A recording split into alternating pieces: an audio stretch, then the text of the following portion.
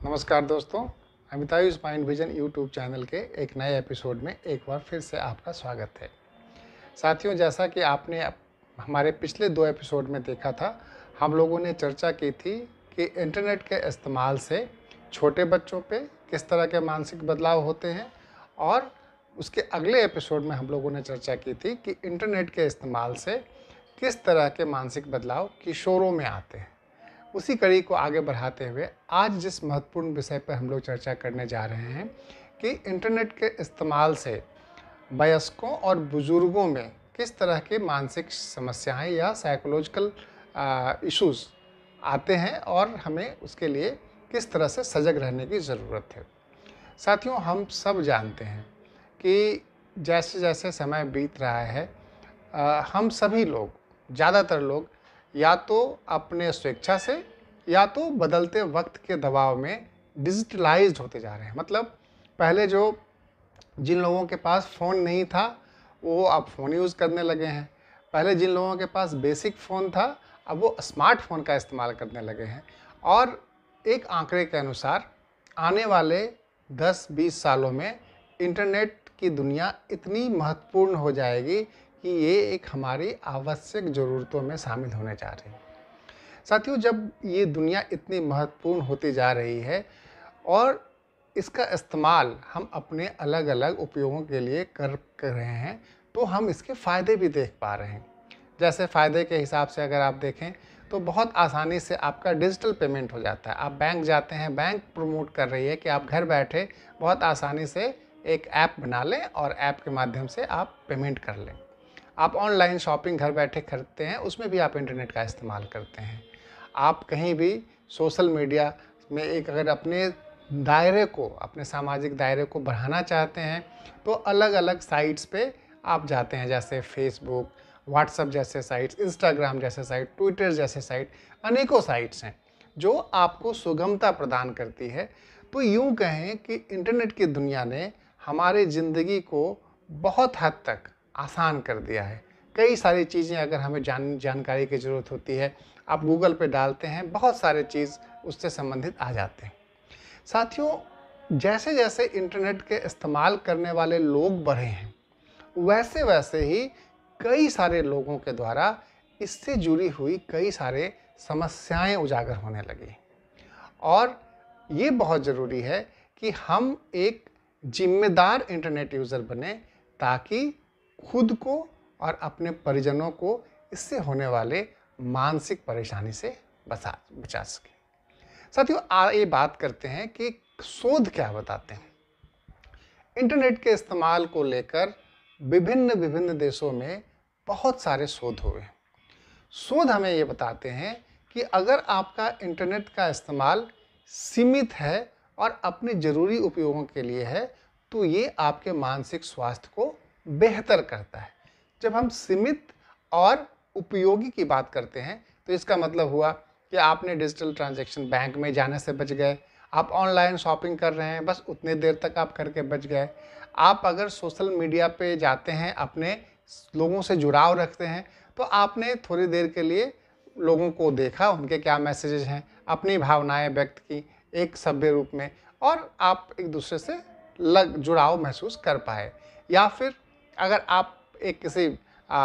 Business group में हैं या आपकी इच्छा किसी तरह से सामाजिक कार्य करने की है, तो आप बहुत आसानी से ग्रुप बना लेते हैं जिसके माध्यम से अपनी विचारों को और लोगों तक पहुंचा पाते हैं और एक समूह दुनिया में कहीं भी बन जाता है। और अगर आपके विचार अच्छे हैं तो एक समूह मिल के काम करने लगते हैं। तो कहने का मतलब कि सीमित और उपयोगी उपयोग जब आप इन चीज़ों का करते हैं तो आप अपने आप में अच्छा महसूस करते हैं। रोज़मर्रा की ज़िंदगी में होने वाली कई उलझनें, बैंकों के लाइन के कतार में रहना, दुकान में जाकर अपने मनपसंद की चीज़ों के लिए बार बार जाना,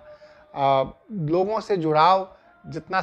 आम तौर पे जीवन में हो पाता है और उसका दायरा आप नहीं बढ़ा पाते हैं, इन चीज़ों में ज़िंदगी को काफ़ी हद तक सुकून मिला है। मानसिक परेशानियां जो होती थी उससे लोगों को निजात मिली है। अपनी आइडिया को आप दूसरों से शेयर करके अपने आत्मविश्वास को भी बढ़ाते हैं और जब आपके सोच को बहुत सारे लोग पसंद करते हैं तो आपको अपने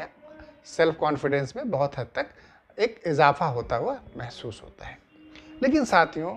हमें ये जानने की ज़रूरत है कि जब भी कोई इस तरह का इस्तेमाल होता है तो बहुत सारे लोग ऐसे होते हैं जो इनका इस्तेमाल उपयोगी और ज़रूरी चीज़ों में ना कर कर इसका इस्तेमाल अत्यधिक करने लगते हैं। और जब आप अत्यधिक इस्तेमाल करने लगते हैं तो ये खतरे की घंटी है कि क्यों आप अत्यधिक इस्तेमाल करने लगे हैं। संभवतः इसके पीछे कुछ वजह है। साथियों, हम सब जानते हैं कि इंटरनेट की दुनिया एक ऐसी दुनिया है जहाँ पे हर एक वो चीज़ होता है जो आपके वास्तविक जीवन में होता है। आपके वास्तविक जीवन में दोस्ती, मोहब्बत, टकराव, रिश्तों का टूटना, द्वेष, ईर्ष्या, जलन, पढ़ाई लिखाई, लोगों से मिलना जुलना, सब कुछ होता है। और इसी को इंटरनेट ने एक बिल्कुल वर्चुअल मतलब आभासी दुनिया में तब्दील कर दिया है। मतलब जो काम आप पहले लोगों के बीच जाकर करते थे, लोगों से बात करने में झिझकते थे, फिर उसकी उलझने, यहाँ पे आप इंटरनेट की दुनिया में आप बैठे हुए हैं, आप दूसरे से बात कर रहे हैं, अपनी बातों को शेयर कर रहे हैं, आपके झगड़े हो रहे हैं, आपके रिश्ते जुड़ रहे हैं, आपके रिश्ते टूट रहे हैं, आपकी ठगी हो रही है, आपके दुश्मन बन रहे हैं। करीब करीब सभी चीज़ें यहाँ पे हो रही हैं जो वास्तविक दुनिया में है। फ़र्क क्या है? वास्तविक दुनिया में चीज़ें एक अपने पेस से होती है, मतलब चीज़ों को होने में वक्त लगता है। आपकी दोस्ती हुई, फिर वो दोस्ती कैसे आगे बढ़ेगी, एक उसका समय होता है। ये जो आभासी दुनिया है इंटरनेट की, इसने सभी चीज़ों को बहुत ही फास्ट कर दिया है। आप किसी को फ्रेंड रिक्वेस्ट भेजते हैं, वो ऐसा शख्स जो शायद जिसको आप जानते भी नहीं, अचानक से वो आपसे आपके रिक्वेस्ट को एक्सेप्ट कर लेता है, या आपके पास किसी अनजान शख्स का फ़ोन रिक्वेस्ट आता है, आप उसे स्वीकार कर लेते हैं। और ये बात फिर धीरे धीरे बढ़ते बढ़ते कब कितनी आगे बढ़ जाए, कब आप इस तरह के चीज़ों में उलझते उलझते अत्यधिक यूज़र बन जाएं और कब आप ठगी के शिकार हो जाएं, आपको पता नहीं होता। तो आइए साथियों, हम लोग आज एक बात ये समझने की कोशिश करते हैं, आमतौर पर इंटरनेट के इस्तेमाल से किस किस तरह की परेशानियां ज़्यादातर समाचार पत्रों के माध्यम से या लोग बताते हैं। सबसे बड़ी जो चीज़ है जो लोग बताते हैं कि साइबर एक्सटॉर्शन, कहने का मतलब साइबर ठगी बहुत ज़्यादा होती है। साथियों, वास्तविक दुनिया में जब ठगी होती है तो आप ठगने वाले को देख सकते हैं, पहचान सकते हैं, किसने ठगा, किस बात को कह के ठगा। यहाँ पे जो होती है, जैसे रोज़ आप सुनते होंगे कि ऑनलाइन जब आप बैंकिंग करते हैं या तरह तरह के लोग आपको अलग अलग तरह के मैसेज देते हैं, आपका ईमेल बंद हो जाएगा, जल्दी से अपना पासवर्ड दे दीजिए हमें, आपका ये अकाउंट पहले खुला हुआ था, आप पैसे नहीं डालेंगे तो ये बंद हो जाएगा। तरह तरह के मैसेज आपको ईमेल के माध्यम से या आपके मोबाइल के माध्यम से या फ़ोन के माध्यम से आते रहते हैं। वो इस तरह का एक माहौल करते हैं जैसे कि अगर आपने नहीं किया ऐसा तो कल को आपकी दुनिया बिल्कुल बंद हो जाएगी, और आप बिल्कुल घबरा जाते हैं ऐसे ऐसे माध्यमों को जानकर। और तुरंत उस इमोशन के आवेश में जब आप भावनात्मक रूप से कमज़ोर पड़ जाते हैं ऐसे समाचार को सुनकर, तो आप घबराए हुए से बिना दूसरे से इस बात को शेयर किए हुए अपने महत्वपूर्ण जानकारियां लोगों से साझा कर देते हैं। नतीजतन आप पाते हैं कि 1 मिनट के अंदर जैसे ही आपने जानकारी दी, अपने बैंकिंग डिटेल्स दी, अपने OTP दी, आपके बैंक अकाउंट खाली हो गए। कई बार साथियों, अक्सर जब हम समाचार में ये सब देखते हैं तो हमें लगता है कि ये तो उसके साथ हुआ, वो बेवकूफ़ था, हमारे साथ नहीं हो सकता। पर हमें ये समझना होगा कि कल अगर किसी के साथ ऐसा हो रहा है तो आगे चलकर ये हमारे आपके साथ भी हो सकता है। और ये जो तरीके हैं, ये जो ठगी करने वाले लोग हैं, साइबर ठगी, वो इतने चालाक हैं कि वो रोज़ नए नए तरीके से ऐसे ढूंढते हैं जिससे कि जो साइबर एक्सपर्ट्स हैं वो भी इन चीज़ों को समझ नहीं पाते। साथियों, रियल लाइफ में जब आपकी ठगी होती है तो पुलिस को पता है कि चोर को कैसे ट्रैक करना है, लेकिन जब साइबर दुनिया में ठगी होती है तो ये एक वैसी वैश्विक दुनिया है जो सभी एक दूसरे से जुड़े हुए हैं। आपको ये नहीं पता चलेगा कि ठगी करने वाला आपके पास बैठा हुआ है, दूसरे देश में छुपा हुआ है, कहीं और छुपा हुआ है, और इसे ढूंढ पाना बहुत मुश्किल होती है। तो सबसे इम्पॉर्टेंट क्या है कि आपको ये समझनी है कि जब आप इंटरनेट का इस्तेमाल करते हैं तो आप अलग अलग तरीक़ों से ठगी के शिकार हो सकते हैं। एक ठगी जो होती है पैसों की ठगी, जैसा मैंने अभी ज़िक्र किया कि कैसे भी आपसे वो ओटीपी मांग लेंगे, आपके बैंकिंग डिटेल्स मांग लेंगे और आप ठगे जा सकते हैं।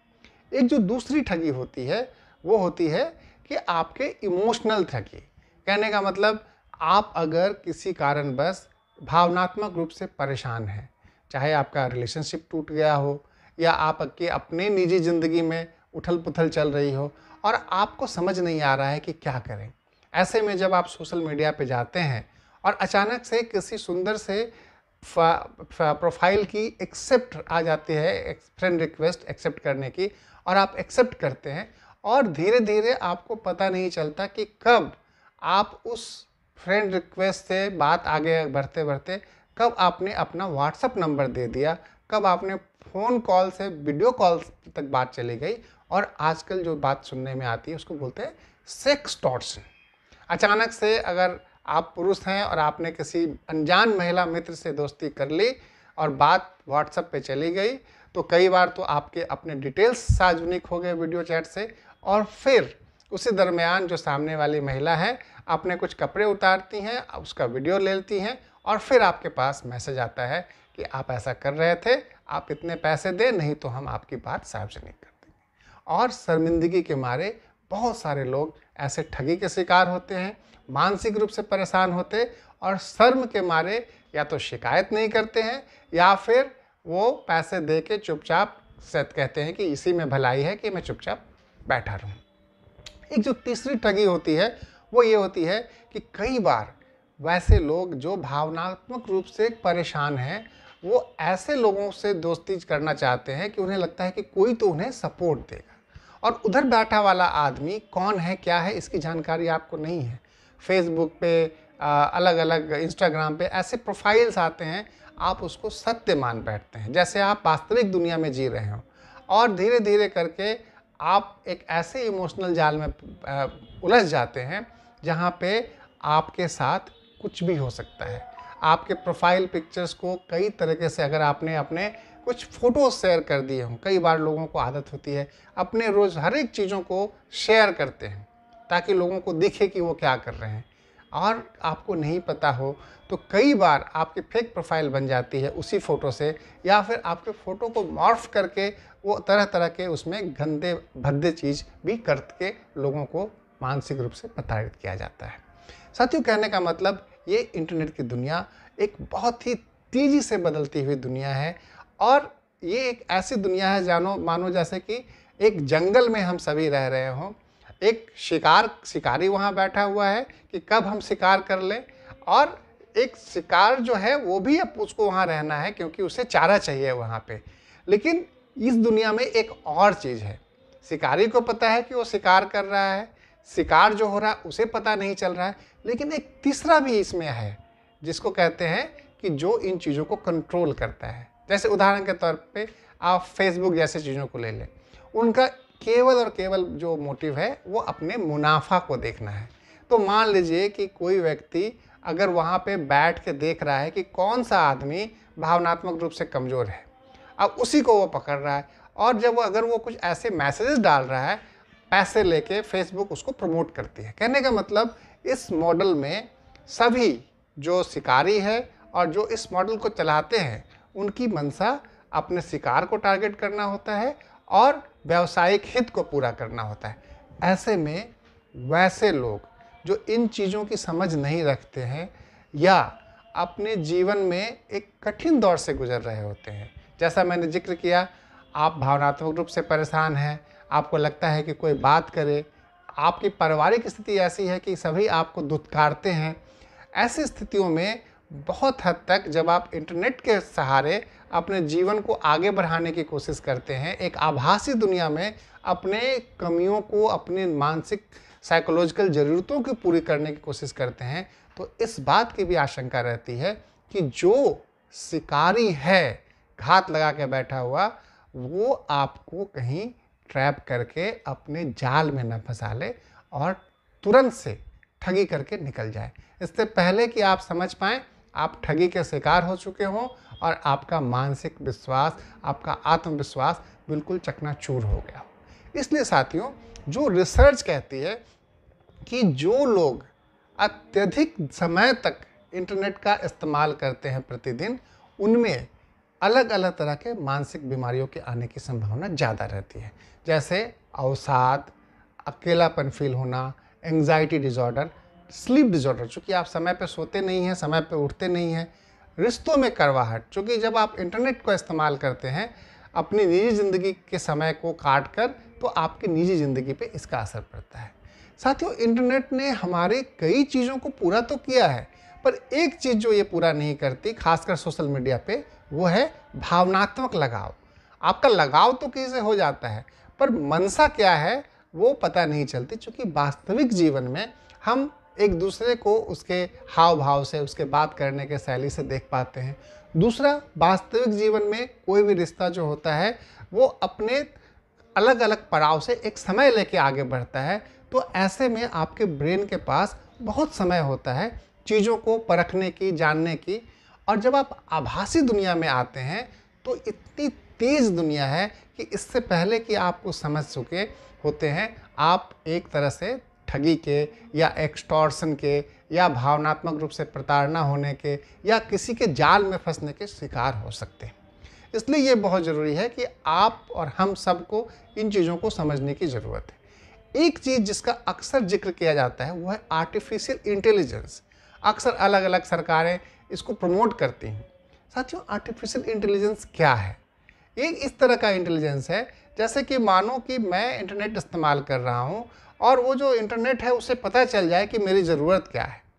और आगे से वो आपको वैसे ही चीज़ वो दिखाते रहे। उदाहरण के तौर पे, जब आप गूगल में डालते हैं किसी, मान लीजिए किसी हीरोइन का या किसी हीरो का आप डाल दें, और जब अगली बार आप सर्च करने जाएं किसी भी दूसरे चीज़ के, तो गूगल खुद ब खुद आपको उसी हीरो हीरोइन से संबंधित चीज़ दिखाना शुरू कर देगा, जैसे कि मानो उसने समझ लिया कि आपकी माइंड जो है इसी तरह की चीज़ों को खोज रही है। ऐसे में साथियों, सबसे बड़ी चुनौती ये आती है कि अगर आप कोई चीज़ को सर्च कर रहे होते हैं, मतलब कि एक अननोन आदमी, एक अननोन मशीन है जिसे पता चल जाता है कि आप क्या सोच रहे हैं, आप कैसा सोच रहे हैं। ऐसे में आपकी कमजोरियों से फ़ायदा उठाने की पूरी से पूरी कोशिश की जाती है। साथियों, मैं तो यही कहूँगा कि अगर आप आर्टिफिशियल इंटेलिजेंस को समझना चाहते हैं तो आप खुद एक प्रयोग करके देख लें। आप गूगल में जाएं और कोई भी अनजाना सा टॉपिक आप डाल दें, और उसके बाद अगले 7 दिन तक देखें कि उस टॉपिक को आपको ज़रूरत नहीं भी है तो क्या उसकी जानकारी आ रही है कि नहीं आ रही। साथियों, इतनी प्रभावी दुनिया हो गई है इंटरनेट कि सभी अलग अलग वेस्टेड इंटरेस्ट के लोग, चाहे वो पॉलिटिकल ग्रुप हों, चाहे वो अलग अलग धार्मिक ग्रुप हों, चाहे वो स्पिरिचुअल ग्रुप हों, चाहे वो ठगी के ग्रुप हों, अलग अलग माध्यमों से अपने जाल में लोगों को उलझाने में, फंसाने में, अपने तरफ मोड़ने में तरह तरह के माध्यमों से इंटरनेट का इस्तेमाल कर रहे हैं। ऐसे में अगर आप जागरूक नहीं रहे, आपने ये नहीं समझा कि कब हम इंटरनेट की दुनिया में उलझ के रह गए, तो ऐसे में इस बात की बहुत संभावना है कि आप इंटरनेट के जरिए ठगी के, भावनात्मक ठगी के, मानसिक प्रताड़ना के, किसी भी चीज़ के शिकार होने की बहुत बहुत संभावना है। और साथियों, जो रिपोर्ट्स आती है न्यूज़ में, मीडिया में, इन सबों में, वो महज एक टिप ऑफ द आइसबर्ग, मतलब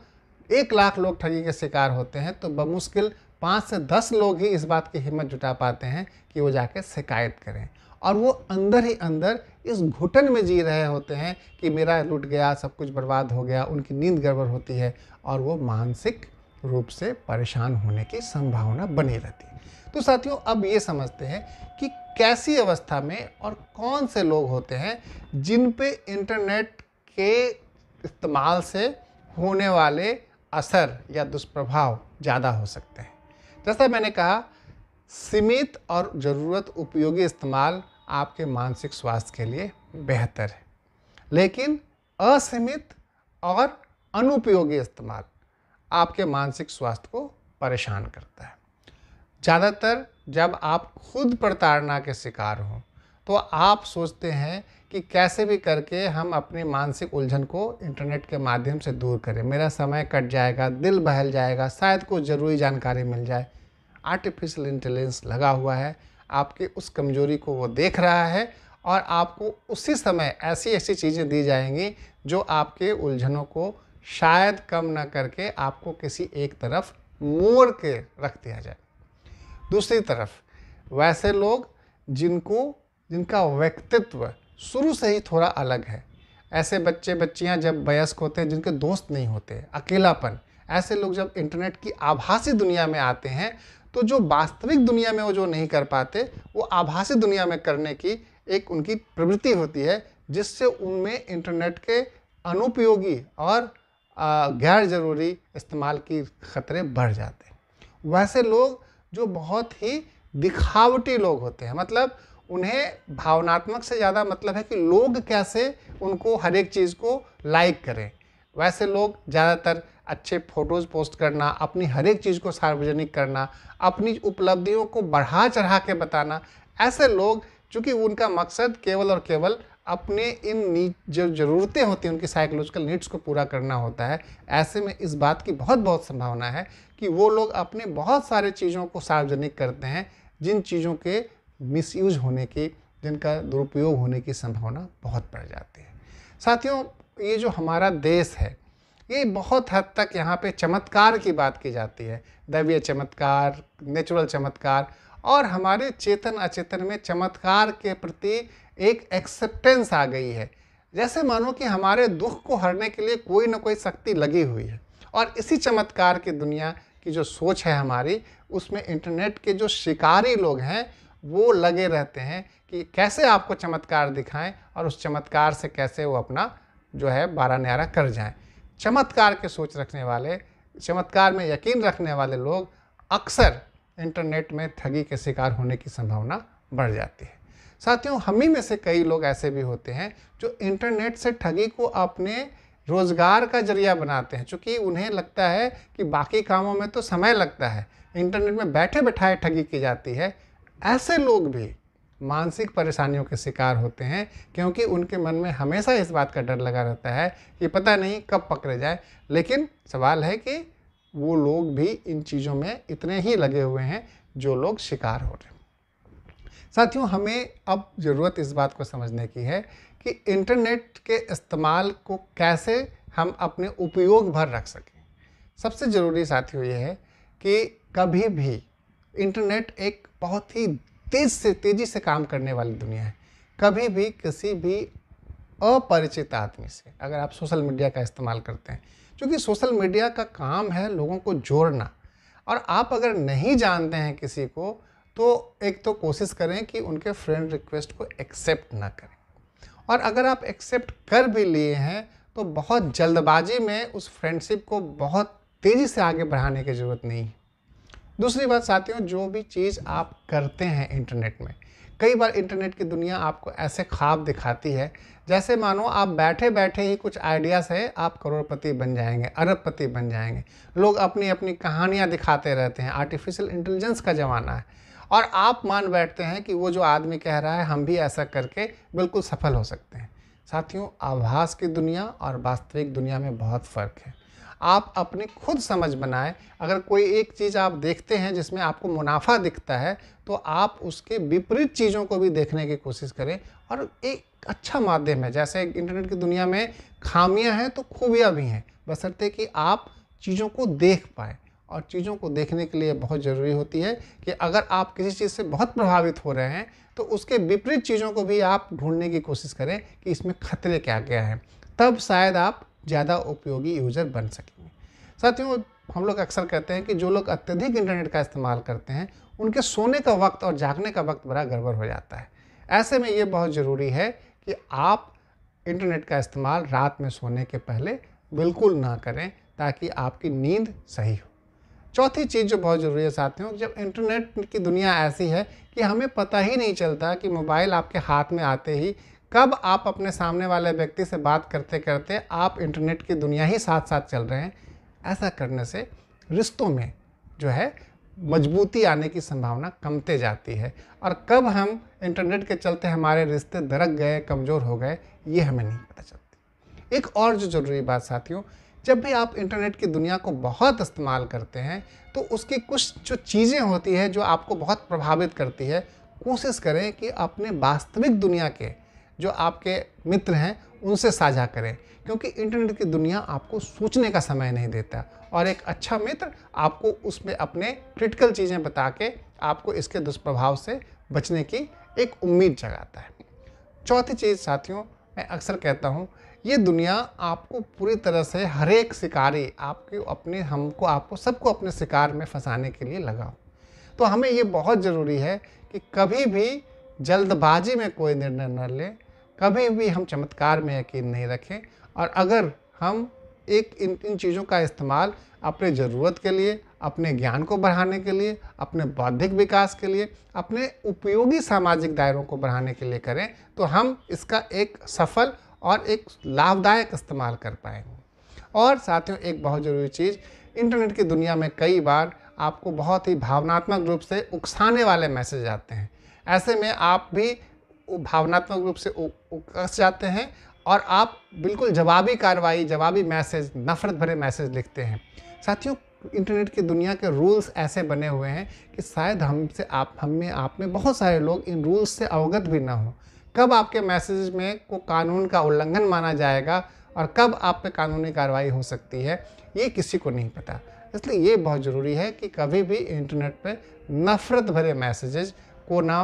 पोस्ट करें, ना उसे साझा करें। अच्छी दुनिया बनाने के लिए हम सब मिलजुल कर काम करें, इससे हम सबों का मानसिक स्वास्थ्य बढ़िया होगा। और ख़ासकर वैसे लोग जो मानसिक बीमारी के गिरफ्त में हैं, उन्हें तो इंटरनेट के इस्तेमाल में बिल्कुल ही सावधानी बरतनी चाहिए, क्योंकि कई बार आपकी मानसिक परेशानी आपके इंटरनेट के इस्तेमाल को बहुत बढ़ा देती है, और कई बार इंटरनेट देखते देखते उसी की कई सारी चीज़ आपके बीमारी के लक्षण के रूप में प्रकट होने लगते हैं। इसलिए साथियों, इंटरनेट का इस्तेमाल ज़रूर करें, सीमित रूप से करें, उपयोगी इस्तेमाल करें, खुद को बचाएं, अपने परिवार के सेहत का ख्याल रखें। और जाते जाते बस एक जानकारी आपसे साझा करना चाहता हूं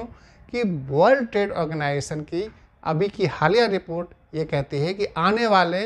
कुछ वर्षों में जिस तरह से कोरोना ने दुनिया को तबाह किया है, इंटरनेट ठगी और मानसिक स्वास्थ्य, ये दोनों विश्व के लिए एक बहुत बड़ी परेशानी का सबब बनने जा रहे हैं। बस इसी उम्मीद में कि इस एपिसोड से शायद आप इन चीज़ों को ज़्यादा अच्छे से समझ पाएंगे, आज के लिए इजाज़त लेता हूँ। उम्मीद है अगर आपको ये एपिसोड पसंद आए तो आप लाइक बटन दबाएं, और अगर आपको हमारे चैनल के एपिसोड पसंद आते हैं तो प्लीज़ हमारे चैनल को सब्सक्राइब करें। आज के लिए बस इतना ही। धन्यवाद।